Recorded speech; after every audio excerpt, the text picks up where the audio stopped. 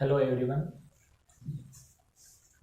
आज एक नई जानकारी के साथ एक नए वीडियो को लेकर हाजिर हुआ हूँ। आज का अपना वीडियो भारत से जुड़ा हुआ है। आज हम पढ़ने जा रहे हैं भारत के भौतिक प्रदेशों के बारे में।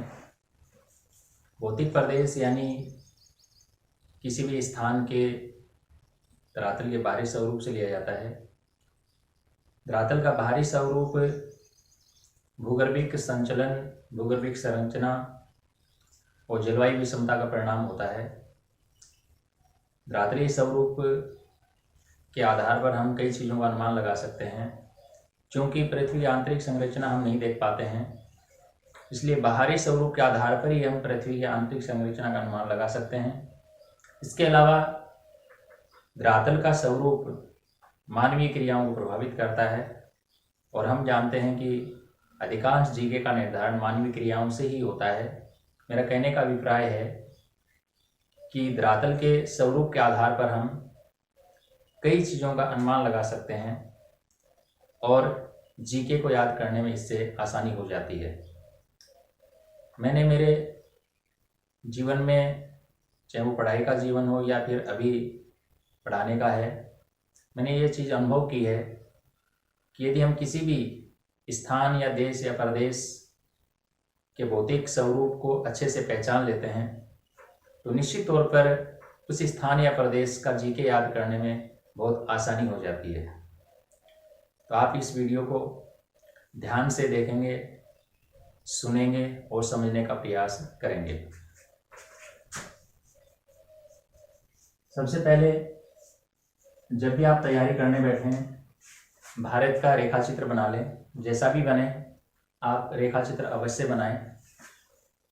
स्थान प्रदेश का नाम लिख दें, शीर्षक लिखें कि आप कौन से टॉपिक को उसके अंदर पढ़ने जा रहे हैं और दिशा को भी आप दर्शा दें, जैसा कि मैंने यहाँ पर कर रखा है। यदि हम भारतीय स्थलाकृति की हम बात करें तो भारत में काफ़ी विविधताएं हैं। भारत के विस्तार से संबंधित वीडियो मैं पहले बना चुका हूँ, आप उसे एक बार देख लीजिएगा।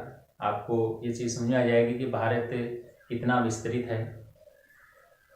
क्योंकि ये काफ़ी बड़ा देश है, इसका भौगोलिक विस्तार बहुत ज़्यादा है, तो यहाँ पर विविधताओं का पाया जाना स्वाभाविक है। यहाँ पर आपको लगभग प्रत्येक प्रकार का धरातल देखने को मिलेगा। वैसे मुख्यतया स्थलाकृतियों को हम 3 मुख्य भागों में बांट सकते हैं। ये याद करने का आसान सा तरीका है। पर्वत, पठार और मैदान। भारत में ये तीनों ही प्रकार के भौगोलिक स्वरूप देखने को मिलते हैं। भारत में पर्वत भी हैं, पठार भी हैं और मैदान भी है। यहाँ पर आसान बनाने के उद्देश्य से पर्वतीय जो भाग है उसे 2 भागों में बांटा गया है, पर्वत और पहाड़ या पहाड़ी जिसे हम कह सकते हैं। ये दोनों प्रकार ऊंचाई के आधार पर निर्धारित किए गए हैं। जो ज़्यादा ऊंचे हैं उन्हें हम पर्वत की श्रेणी में रखते हैं और जो नीचे हैं उन्हें हम पहाड़ी की श्रेणी में रखते हैं। तो यहाँ पर यदि हम इन चारों भूभागों, यानी हमारे पास 4 भूभाग हो गए, पर्वत, पहाड़ी क्षेत्र, पठारी क्षेत्र और मैदानी क्षेत्र। तो सबसे पहले हम ये जान लेते हैं कि भारत का जो कुल क्षेत्रफल है उसका कितना प्रतिशत पर्वतीय है, कितना पहाड़ी है, कितना पठारी है और कितना मैदानी है। सबसे पहले हम पर्वतीय क्षेत्र की बात करें तो ये लगभग, यहाँ पर आंकड़े आप लगभग में भी याद रख सकते हैं। ये कन्फर्म आंकड़ा है 10.6%। आप इसे लगभग में याद रखें तो 10% इसे याद रखें। पहाड़ी क्षेत्र की यदि हम बात करें, ये वो क्षेत्र होते हैं जो पहाड़ों से काफ़ी नीचे होते हैं। इन्हें हम पर्वतीय क्षेत्रों में शामिल नहीं कर पाते हैं, तो इनका जो प्रतिशत है वो 18.5% है। इसे भी आप लगभग में 18% याद रख सकते हैं। लेकिन ध्यान ये रखें कि इन आंकड़ों का तालमेल होना बहुत जरूरी है। उसके बाद यदि हम पठारी क्षेत्र की बात करें तो भारत का एक बहुत बड़ा हिस्सा पठारी है। भारत का 27.7% भूभाग पठारी है और मैदान की यदि हम बात करें तो शेष बचा हुआ भूभाग है वो पूरा मैदानी है, जो 43.2% बनता है। तो आप इन्हें याद रखने का प्रयास करें। लगभग यहाँ पर यदि आप 11% इसको मान लेते हैं तो आप इसे 18% मान लीजिए, आंकड़े एडजस्ट हो जाएंगे। यहाँ इसको आप 28% लगभग में याद रखते हैं तो इसे आप 43% मान लीजिए, तो ये आंकड़ा है पूरा 100% का बैठ जाएगा। तो ये भारत के अलग अलग भूभाग हैं जिनका प्रतिशत यहाँ पर आपको बताया गया है। अब हम आगे बढ़ते हैं मुख्य बिंदु की ओर कि भारत को कितने भौतिक प्रदेशों में बांटा गया है। तो यहाँ पर अलग अलग पुस्तकें हैं, अलग अलग जो गाइड आ रही हैं प्रतियोगिता परीक्षाओं में, आपको इनकी संख्या में अंतर मिल सकता है। वो पढ़ाने का दृष्टिकोण जो भी होता है शिक्षक, उस पर डिपेंड करता है। तो यहाँ पर मैं जो वर्गीकरण लेके आया हूँ वो SP चटर्जी महोदय का है, और ये वर्गीकरण इन्होंने गजेटियर ऑफ इंडिया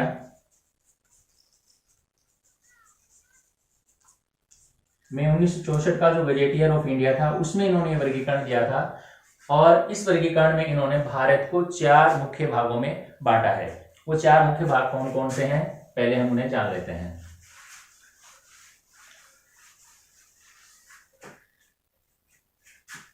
पहला जो मुख्य भूभाग है भारत का, या पहला भौतिक प्रदेश, जिसे आप भौतिक प्रदेश कह सकते हैं, प्राकृतिक प्रदेश कह सकते हैं, या स्थलाकृतिक प्रदेश कह सकते हैं, किसी भी नाम से उसको आप जान सकते हैं, वो है उत्तरी पर्वतीय प्रदेश।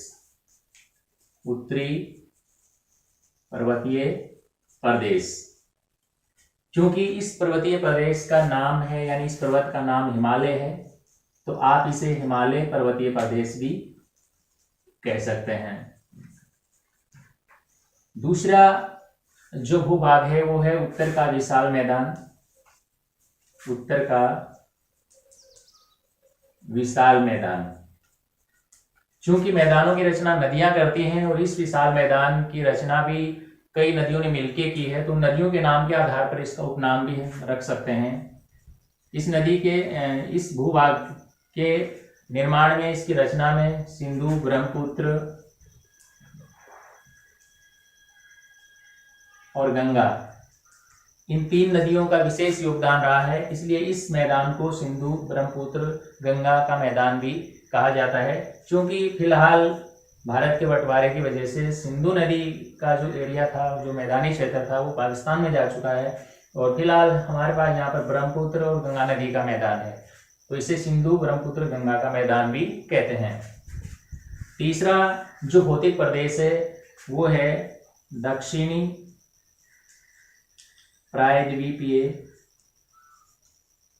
पठार। दक्षिणी प्रायद्वीपीय पठार,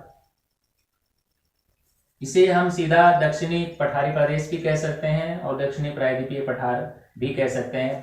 ये इसके साथ जो उपमा लगी है प्रायद्वीप की, क्योंकि इसकी स्थिति है वो प्रायद्वीपीय है, इसलिए इसको कहा गया है। और चौथा है समुद्र तटीय मैदान एवं द्वीप समूह है।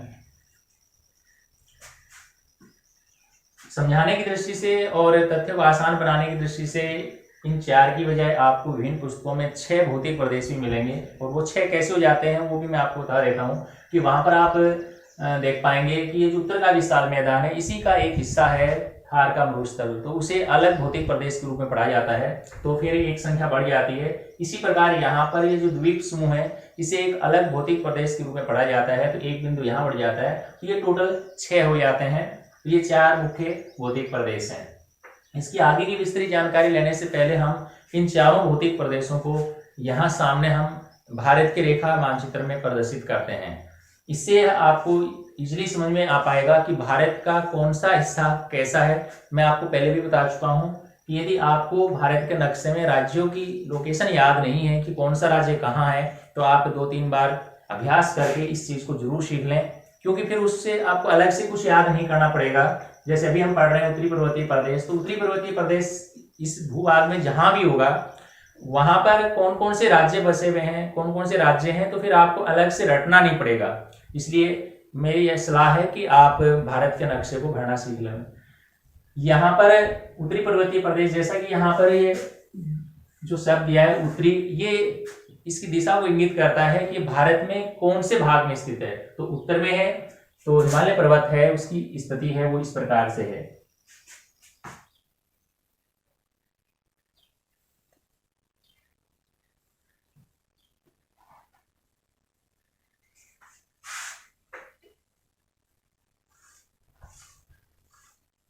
यहाँ पर आप मानचित्र की जानकारी भी रखें और स्कूल स्तर की या प्रतियोगिता जो कॉलेज स्तर की परीक्षाएं आप देते हैं बीए की, एमए की इत्यादि की, तो वहाँ पर विस्तृत क्वेश्चन आते हैं, निम्नात्मक क्वेश्चन आते हैं और वहाँ पर हमें 5 या 6 प्रश्नों में अपना उत्तर देना पड़ता है। उस स्थिति में यदि मानचित्रों का इस्तेमाल यदि आप करते हैं तो आपकी उत्तर सीमा को बढ़ाने में बहुत आसानी हो रहती है और आपको अच्छे मार्क्स भी मिल जाते हैं, क्योंकि एग्जामिनर इस चीज़ को बहुत ही महत्व देता है कि विद्यार्थी को कितना भौगोलिक ज्ञान है मानचित्र का, उस हिसाब से। तो ये जो मैंने छाया बनाई है, छायांकित भाग जो भी आप देख रहे हैं, ये पर्वतीय है पूरा का पूरा और ये हिमालय पर्वत है, इसलिए इसका नाम हिमालय पर्वतीय प्रदेश यहाँ पर रखा गया है। अब यदि आपको आइडिया है कि यहाँ कौन कौन से राज्य हैं, तो आप आसानी से बता सकते हैं कि भारत के पहाड़ी राज्य कौन कौन से हैं। जैसे यहाँ पे वर्तमान में लद्दाख केंद्र शासित प्रदेश बनाए गए हैं, यहाँ पे जम्मू कश्मीर है, इसी प्रकार हिमाचल प्रदेश है, उत्तराखंड है, इसी प्रकार यहाँ सिक्किम, अरुणाचल प्रदेश और ये पूर्वी राज्य हैं मिजोरम, मणिपुर, नागालैंड वगैरह हैं, वो इसमें सब आ जाते हैं। तो अंदाजा लग जाता है पूरा हमें। उसके बाद हम दूसरे भौतिक प्रदेश की बात करते हैं, उत्तर के विशाल मैदान की। तो उत्तर के विशाल मैदान की स्थिति है वो भारत के नक्शे में इस प्रकार से है।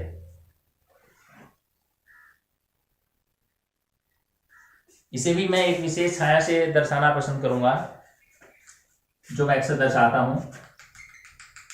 इस प्रकार हम डॉट डॉट लगा देते हैं, जो कि आपको यहाँ पर मिट्टी का संकेत करवाएंगे, क्योंकि मिट्टी कणों से मिलकर बनती है।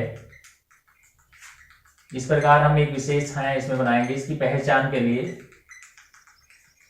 स्कूली विद्यार्थी और कॉलेज के स्टूडेंट इस पे विशेष ध्यान दें। आप इस प्रकार की रचनाएं अपने एग्जाम की उत्तर पुस्तिका में जरूर करें, क्योंकि यदि आपने मानचित्र में सही सही रूप में आपने दर्शा दिया है तो फिर आपने रिटर्न वर्क कितना किया है और उसमें क्या लिखा है, इस पे एग्जाम में ज्यादा फोकस नहीं करेगा और आपको अच्छे नंबर मिल ही जाएंगे। क्योंकि ये तय भी है, क्योंकि जो विद्यार्थी मानचित्र का अच्छा ज्ञान रख लेता है वो आसानी से इन चीजों को हल कर लेता है।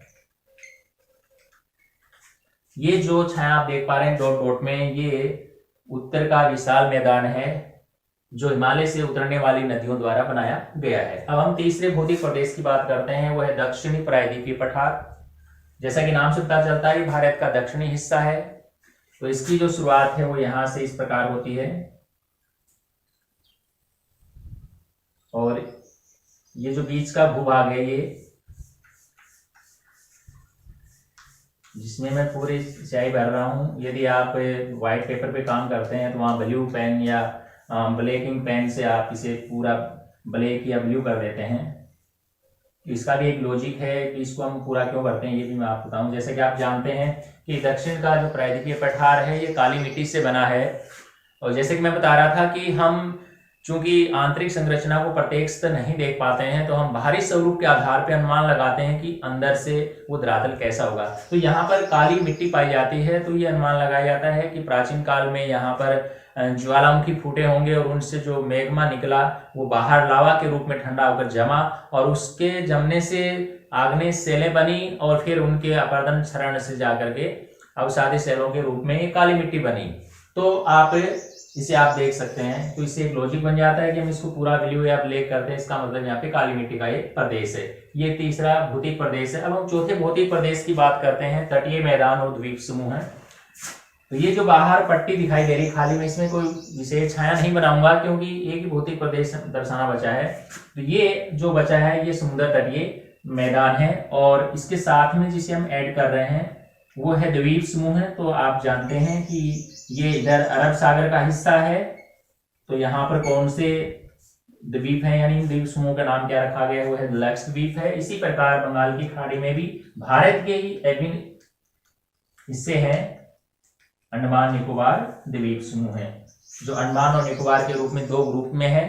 तो ये भी हमारे देश के अभिन्न हिस्से हैं, अंडमान निकोबार द्वीप समूह है। तो ये चार प्रमुख भौतिक प्रदेश हैं, इनको मुख्य चार भौतिक प्रदेशों बांटा गया है। यदि हम इन चारों वृहत, इनको वृहत भौतिक प्रदेश कहा जाता है भारत के, इन चारों वृहत भौतिक प्रदेशों के उपभाग करते हैं तो इनके 20 लघु स्तरीय भौतिक प्रदेश बन जाते हैं। 20 लघु स्तरीय भौतिक प्रदेश बन जाते हैं। यानी कि जो जो हम आगे टॉपिक में बढ़ते जाते हैं, अध्ययन की गहराई में जाते हैं, क्योंकि हमें वर्गीकरण करना पड़ता है, क्योंकि वर्गीकरण करने से काम के टुकड़े बन जाते हैं और उसको करने में आसानी हो जाती है। इसी प्रकार जब हम इन 20 लघु स्तरीय भौतिक प्रदेशों का वर्गीकरण करते हैं तो इनकी संख्या है वो 58 तक चली जाती है। ये इसके फिर छोटे, बिल्कुल छोटे भौतिक प्रदेश बन जाते हैं, जिसे हम लघु कह सकते हैं। ये मध्यम स्तरीय है, यहाँ पर याद रखें, मध्य स्तरीय है और ये लघु है। तो इस प्रकार 4 वृहद भौतिक प्रदेश हैं, 20 मध्यम स्तरीय हैं और 58 लघु भौतिक प्रदेश हैं। हम यहाँ पर इन 58 को तो इसमें प्रदर्शित नहीं कर पाएंगे, क्योंकि इन 58 के 58 को इसमें प्रदर्शित करेंगे तो फिर वर्गीकरण या पहचानना ही मुश्किल हो